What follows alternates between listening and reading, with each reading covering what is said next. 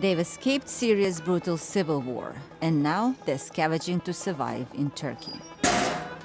16-year-old Mohammed Hussein and his 5-year-old brother Wissam roam the streets of the Turkish city of Gaziantep, looking to fill their sacks with cans and bottles. They are among some 350,000 refugees who have poured into the city, which sits only 50 kilometers from the Syrian border. There was a war in Aleppo. The opposition soldiers came and we ran away.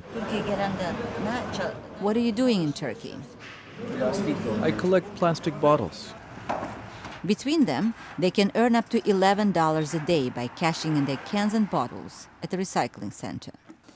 That money is a major source of income for their family. It is illegal for the boys' parents to work regular jobs, since Turkey forbids employers from hiring Syrian refugees. It's unbelievably hard to earn money. I would never have allowed my children to work, but we need to pay the rent and bills, and we barely manage to. With 8 children to feed, including an infant, life in Turkey is a struggle for the Hussein family. There are 10 of them living in one dimly lit room. But it's far better than the terror they faced back home in war-torn Aleppo.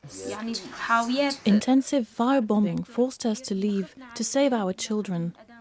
We rented a car and left one day early in the morning. Sending children to scratch out a living on the streets is not without its risk either. Turkish authorities are cracking down on refugee scavengers and beggars. Mohammed was picked up by the police. Luckily, our Turkish guide intervened and convinced authorities to let him go. What happened? I was detained. Mohammed and the entire family could have been sent to a refugee camp, something they wanted to avoid. Your movement is restricted. You have to ask permission every time you leave the camp, and you cannot work. That's why a lot of Syrians who came here prefer, if they have a little bit of money, to stay in rented apartments or little houses rather than move to the camp, because then they can work, even though illegally, and have the freedom of movement. Mohammed's mother was shaken by the close call. From now on, you're going to stay at home. Look at your brother.